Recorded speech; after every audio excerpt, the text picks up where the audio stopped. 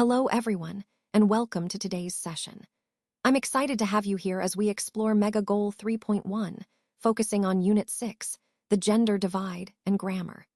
In this presentation, we'll look into how gender influences language and communication, and we'll examine some important grammatical concepts related to this topic. So, let's get started and dive into what promises to be an insightful discussion. Let's go through the key points to help us do these exercises correctly. First, we want to focus on applying the passive forms of an infinitive and gerunds. This is important because it changes the way we construct sentences and express actions. Next, we'll practice using auxiliary verbs after but and incorrectly, which can often be tricky but is essential for clear communication. Then, we'll look at how to properly use between verb plus infinitive or gerunds with different meanings, so we understand how small changes can affect the message. Finally, all of these points support our lesson objectives, helping us improve our grammar skills and communicate more accurately. Remember, these rules are the foundation for mastering these types of sentences, so paying attention to them will really boost your confidence and competence. Now, let's take a look at how these verbs can be followed by either an infinitive or a gerund, and why that matters. You'll notice that the meaning of the sentence can change depending on which form you use. For example, with the verb try, if you say try to do something, you're talking about making an effort to do it. But if you say try doing something, it means you experiment or test out something to see how it works. Similarly, with regret. Regret to do expresses an apology or a regret about a future action, while regret doing reflects on something in the past that you wish hadn't happened. The same pattern applies to stop, forget, and remember. Stop to do means pausing what you're doing in order to do something else, but stop doing means quitting or ceasing an activity. For forget, if you say forget to do, it's about forgetting to do something that you planned or needed to do. On the other hand, forget doing refers to a past event that you can no longer recall. Lastly, with remember to do is about recalling to do something, like a reminder. But remember doing refers to recalling a past experience. Understanding these subtle differences is crucial because they can completely change the meaning of your sentences. It's a key point in mastering how to communicate clearly and accurately in English. All right, let's take a look at this slide about verbs plus infinitives or gerunds. First, you'll notice the example, don't forget to buy your grandma a gift. Here, to buy is an infinitive. Infinitives are formed with to plus the base form of the verb, and they often indicate purpose or intention. Then there's I recommend reading this book. In this case, reading is a gerund, which is the ing form of the verb. Gerunds function as nouns and are often used after certain verbs like recommend, enjoy, or avoid. The slide also points out a key distinction, the difference between using the infinitive and the gerund. For example, buy becomes to buy in the infinitive form, while live becomes living as a gerund. Understanding when to use to plus verb versus the ing form is crucial because it can change the meaning or grammatical correctness of a sentence. Finally, remember this connection to the overall theme. Mastering these forms helps improve your fluency and clarity in English. So, paying attention to whether a verb is followed by an infinitive or a gerund is a vital step in becoming more precise and natural in your language use. Now, let's talk about the different ways we use the word remember in English. First, when we say, I remember to call my friend tonight, we're talking about a task we plan to do in the future, something we intend to remember to do. It's about a specific action we need to take later on. Next, we have the use of remember with the gerund, as in, I remember playing on sand when I was a child. Here, we're recalling an experience from the past, something we've already done and are thinking back on. It's important to note that remember can also be followed by the infinitive, like remember to do your homework, which again points to a task or action you need to complete in the future. So, to summarize, remember can be used in different ways depending on whether you're talking about a future task, a past experience, or a general memory. Understanding these distinctions helps us communicate more clearly and accurately in English. Now let's look at how we use not remember in different contexts. When we say not remember to do the task, it means we forget to do something that we were supposed to do, like forgetting to send an email or complete a chore. It's about forgetting to perform an action in the future. On the other hand, not remember having done something in the past refers to forgetting that we already completed an action. For example, I might forget that I already fed the cat, so I do it again, feeding it twice. This leads us to an important point about verb forms. When we want to talk about forgetting to do something in the future, we use not remember plus to plus verb. But if we talk about forgetting that something was already done, we use not remember plus gerund, like not remember plus feeding the cat. It's also useful to note that forget can be used without any auxiliary. But in these examples, the difference between forget plus to plus verb and forget plus gerund is crucial because they change the meaning entirely. Understanding this distinction helps us communicate clearly about our memories, whether we're forgetting to do something or forgetting that we've already done it. This concept ties into the overall theme of how subtle differences in verb forms can change the meaning of our statements. Sometimes we wish it were not necessary to do something, like wishing we could avoid unpleasant tasks. We also often wish it were possible to undo something done in the past, like a mistake or a regretful decision. Now I have a secret to share with you. Sometimes I regret watching a film because it was boring. It's a common feeling, isn't it?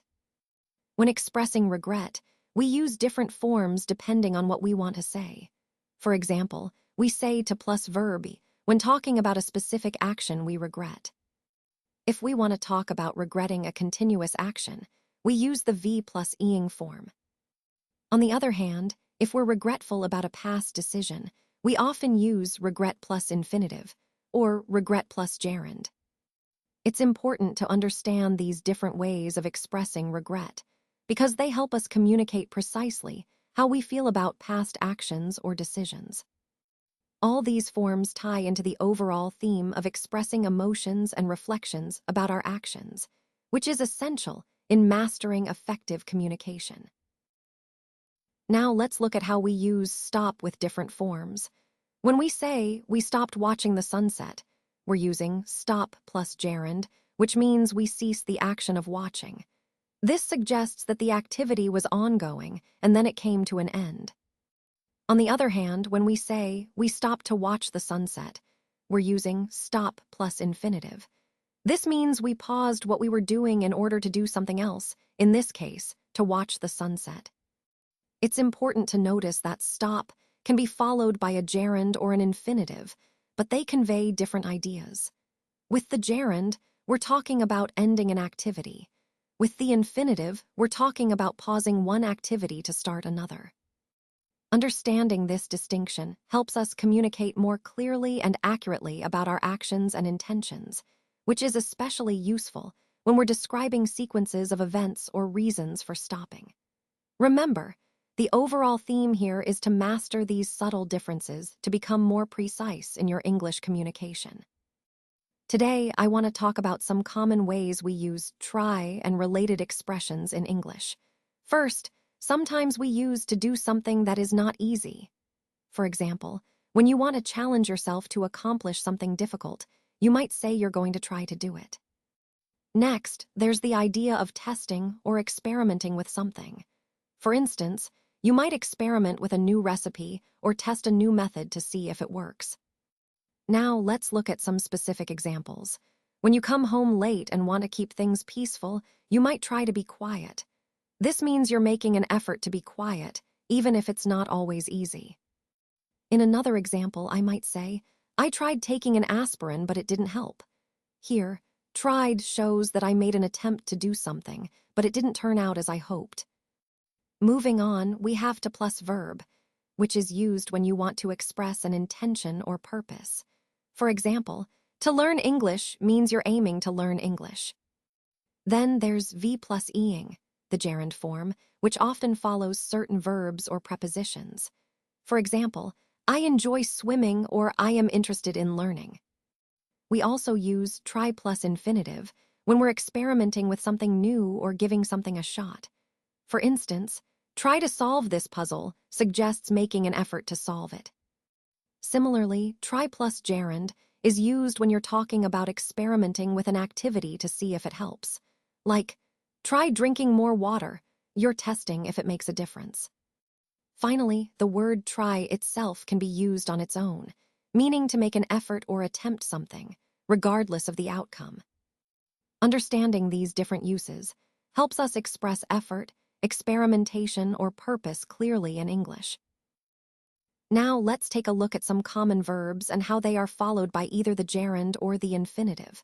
For example, when we want to inform someone, we usually say to inform, using the infinitive. Similarly, if you're describing an action like shouting, it's often a gerund, shouting, because it's an ongoing activity. Moving on to do, which is an infinitive, we use it when talking about the purpose or intention of an action. For instance, to do something means you're referring to the act or plan to accomplish a task. Then there's buying, which is a gerund. We often use it when discussing the act of purchasing something in a general sense. Likewise, to pay is an infinitive, especially when you're talking about the purpose of an action like to pay for something. Next, we have sailing, another gerund, commonly used when describing the activity itself. For example, sailing can be part of a hobby or leisure activity. The key point here is that some verbs are followed by a gerund, like shouting and sailing, while others are followed by an infinitive, such as to inform, to do, or to pay. Now, in the exercise on this slide, you'll be asked to complete sentences with either the gerund or the infinitive. This will help reinforce your understanding of which verbs take which form, which is essential for using English accurately and naturally. Let's take a closer look at some important passive structures in English. First, we have being plus V3. This form often describes something that is currently happening to a subject, emphasizing the ongoing state or action. For example, being repaired indicates that the repair is in progress. Next, there's to plus be plus V3. This structure is used to express the passive infinitive, which often explains the purpose or intention behind an action. For instance, to be seen might refer to the goal of being observed or noticed. Moving on, we have the passive of the infinitive. This is basically turning an active verb into a passive one, often to focus on the action or the recipient rather than the doer. It's common in formal or objective statements. Finally, there's the passive of the gerund. This form is used when the gerund acts as a noun, and we want to emphasize the action itself being performed on the subject. For example, being appreciated puts the focus on the act of appreciation happening to someone or something. All of these structures are crucial for understanding passive voice in different contexts, especially when we want to shift focus from the doer to the receiver of an action.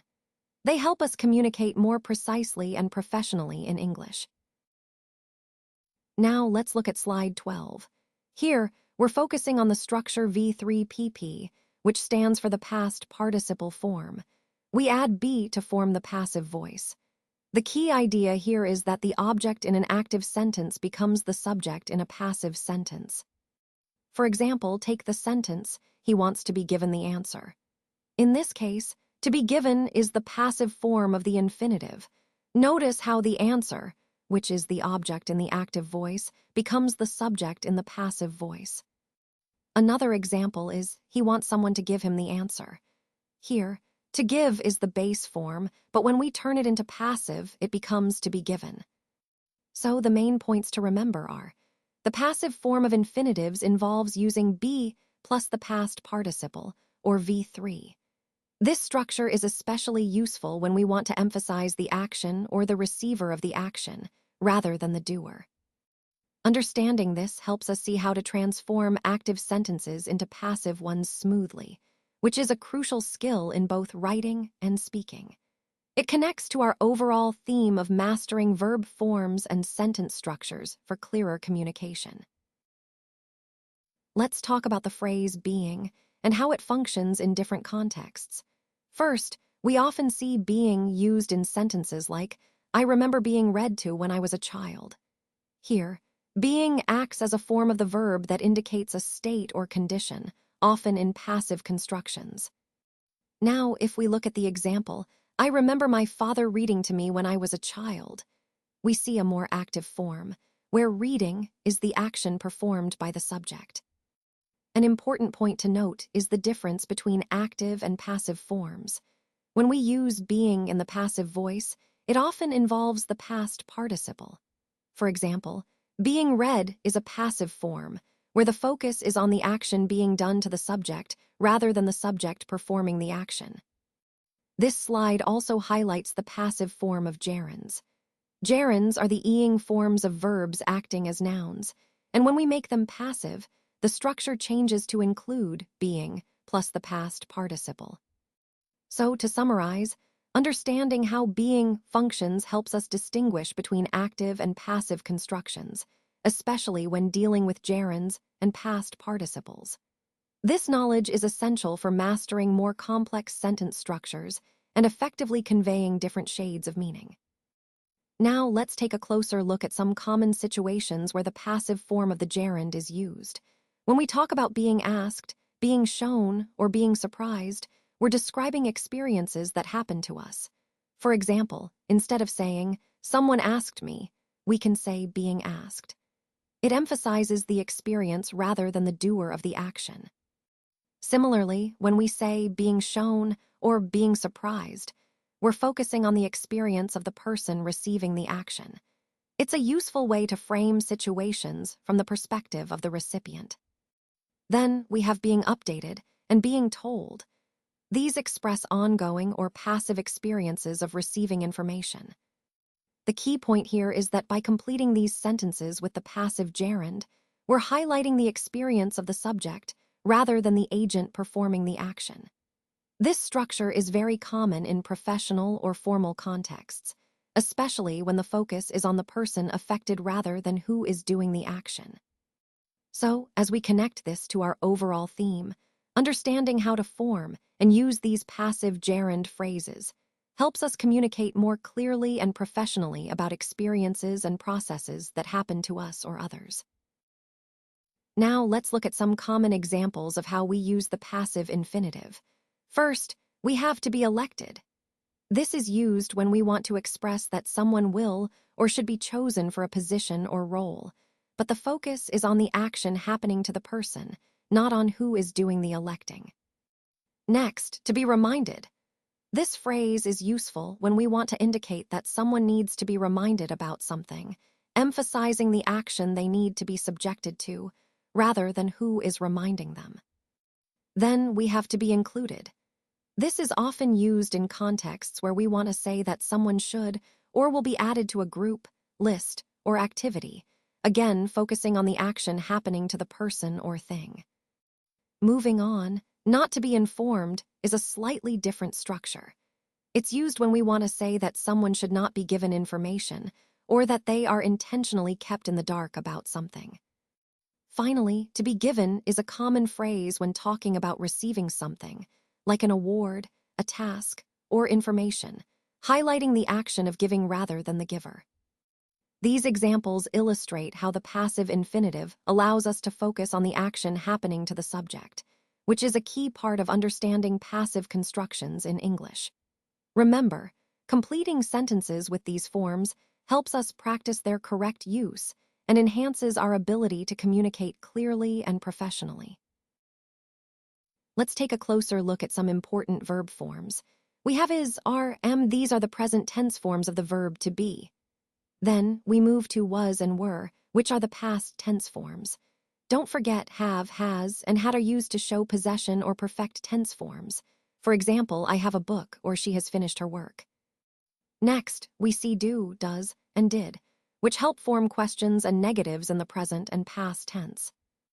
Now, here's a key point. When we add additional information to a statement with but, or, and the main verb is not repeated, we replace it with an auxiliary verb instead. This makes the sentence smoother and less repetitive. And remember, auxiliary verbs after but and are crucial. they help connect ideas clearly and efficiently. This understanding is essential for mastering sentence structure and making your communication more natural and fluent. My sister isn't good at remembering special occasions, but my mother is. But she doesn't forget important dates easily. In fact, she always remembers birthdays, anniversaries, and other special days without fail. This contrast really highlights how different people can be when it comes to memory. It also shows how important it is to value and appreciate those who make an effort to remember and celebrate these moments with us. Remembering these occasions helps strengthen our family bonds and keeps our connections alive. So, even though my sister might struggle sometimes, I'm grateful that my mother's good memory helps us stay close and connected. In this slide, we see an example of how to combine two sentences using the word but. The first sentence is, "We do not like fishing," and the second is, "Our father does like fishing." When we connect these sentences, we replace the verb in the second sentence with does, which is the auxiliary verb used with the subject, our father, in the present simple tense.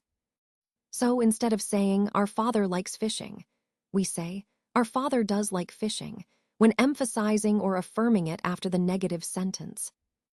It's important to note that in the first sentence, the main verb is like, and we use do as the auxiliary verb because the subject is we. In the second sentence, the main verb is likes, and we switch to does for proper grammatical structure in the affirmative form. This structure helps us clearly contrast the negative and positive statements, while maintaining correct verb forms in the present simple tense. Now let's look at these two sentences. Ali drinks coffee, but Nora does not drink coffee. These sentences are giving opposite meanings. When we want to combine them with but, we use does not instead of drink coffee. In the first sentence, Ali drinks coffee.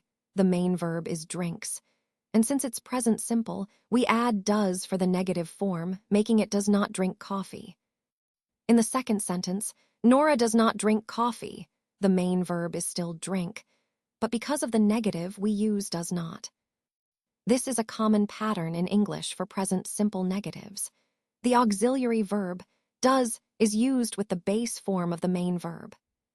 So, to summarize, when combining sentences like these, remember that for negative statements in the present simple, we use does not before the base form of the verb.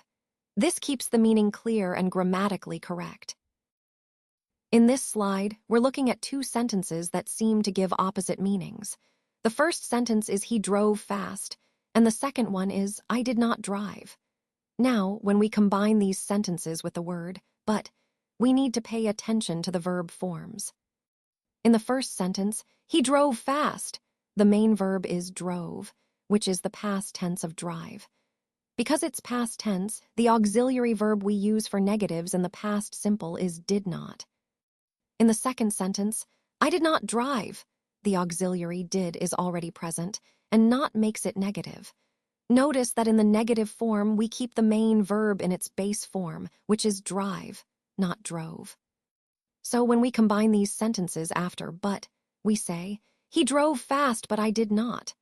This is because after did, we always use the base form of the main verb, regardless of the tense in the original sentence. This example illustrates how to correctly form negative sentences in the past simple tense. The key point is that did is the auxiliary for past simple negatives, and the main verb should be in its base form after did.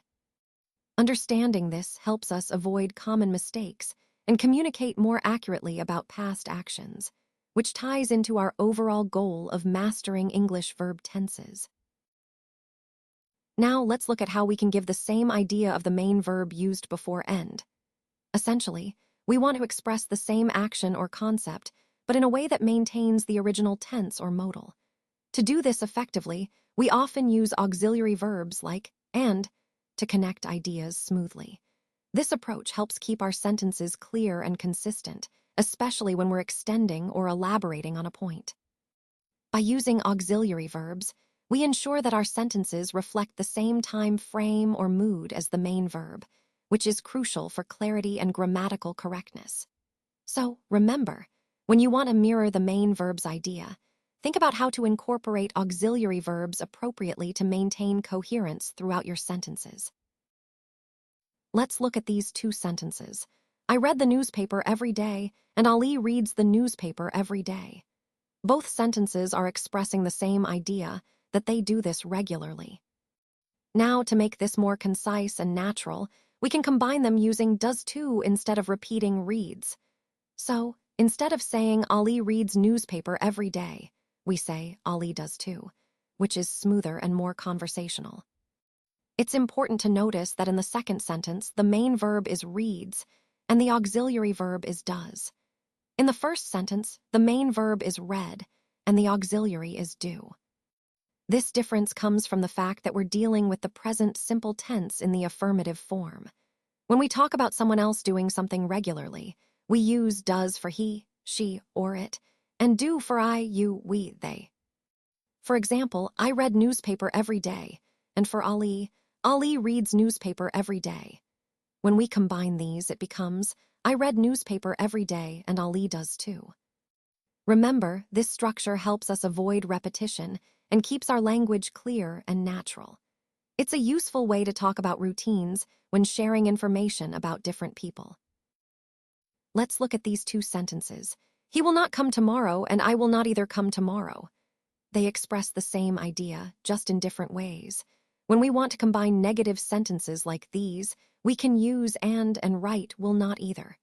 So it becomes, he will not come tomorrow and I will not either. Notice that in both sentences, the main verb is come, and the auxiliary verb is will. In sentence A, he will not come tomorrow, and in sentence B, I will not come tomorrow. The key point here is understanding how to form these negative future simple sentences and how to link them together naturally. This pattern is useful because it helps us express shared negative actions efficiently. Remember, when combining negative sentences, will not is the standard form, and either is used to agree with a negative statement. This connects to our overall theme of mastering future tense negatives and expressing them clearly. Now let's look at how we use and with either and to express agreement or similarity. When making negative statements, we say and plus the subject plus the auxiliary plus either. For example, if someone says, I don't like spinach, I can respond, I don't like spinach either. It's a way to show we're in the same boat. On the other hand, for positive statements, we use and plus the subject plus the auxiliary plus to. So if someone says, I love working late, I can reply, I love working late too. It reinforces shared feelings or experiences. A key point here is that only statements with and are followed by to or either. If the sentence uses but, then we don't use to or either. Understanding this helps us communicate agreement clearly, especially when we're discussing shared opinions or experiences. It connects directly to the overall theme of expressing similarity and agreement in conversations. All right, let's look at this slide. We have two sentences here. I like tea and Lena does too, and then a slightly modified version. I like tea and Lena does too like tea. The first sentence is straightforward and grammatically correct. It clearly states that both I and Lena share an interest in tea. Now, the second sentence adds a bit of confusion. It tries to say the same thing but ends up sounding a bit awkward. The phrase, does too like tea, is not correct English. It's a bit of a grammatical slip. The key point here is understanding how to correctly express shared preferences or actions. This slide is actually a fun way to highlight common pitfalls in sentence construction. When we say, Lena does too, we're already indicating that she likes tea as well, so we don't need to add like tea again at the end. Doing so creates redundancy and makes the sentence sound off. In the context of our overall theme, improving communication and understanding sentence structure, this example emphasizes the importance of clarity and correctness in our expressions. The goal here is to spot the inconsistency, or fib, in the second sentence. It's a reminder to pay attention to how we construct sentences to ensure our meaning is clear and grammatically correct. All right, let's take a look at this fun statement here. It says, I don't play video games, but Ali does. Now, there's a common mistake people make with this kind of sentence. You might think it should be I don't play video games, but Ali do. But that's not correct. Since Ali is singular, we need to use does instead of do. So the correct sentence is I don't play video games, but Ali does. This example is a great way to highlight an important point about subject-verb agreement in English. Remember, when talking about one person or thing, like Ali, we use does. And for I, you, we, or they, we use do. Now, there's a bit of a twist here with the phrase, find the fib. It's a little game where we look for the false statement or the mistake. In this case, the mistake is the verb form after but. So the key takeaway is, always match your verb to your subject. This helps keep your sentences clear and grammatically correct. And of course, it ties back to our overall theme of mastering English grammar, especially verb agreement. So let's look at these sentences. The first one says, I won't be leaving, and Sarah won't either. Notice that when we have a negative sentence like this, we need to be careful about how we connect the two.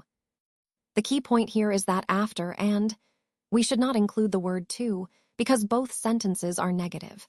Instead, we replace to with either, which is the correct word to use in this context when both statements are negative. So the correct way to say it is, I won't be leaving and Sarah won't either. This maintains proper grammatical structure and clarity. Now there's also a common mistake people make, which is to say, I won't be leaving and Sarah won't too. But that sounds incorrect because it doesn't follow the grammatical rules for negatives. Understanding this helps us avoid common errors and improves our communication, especially in formal or written English. Finally, the phrase, find the fib, hints that among these sentences, one might be a false statement or incorrectly formed. So always pay attention to how negatives are linked, and remember that either is the right choice after, and when both parts are negative. This concept ties into our overall theme of mastering grammar and ensuring clear, correct communication. All right, let's take a look at this final slide. On page 280 of the workbook, you'll find exercise C, which is assigned as homework. This is a great opportunity to reinforce what we've covered today. I encourage you to review the key concepts we've discussed and apply them through this exercise. Remember, the goal of homework like this is not just to complete it, but to deepen your understanding and see how these ideas work in practice. So take your time, work through the exercises thoughtfully, and think about how they connect to the overall themes we've explored. This will help solidify your grasp of the material and prepare you for what's next.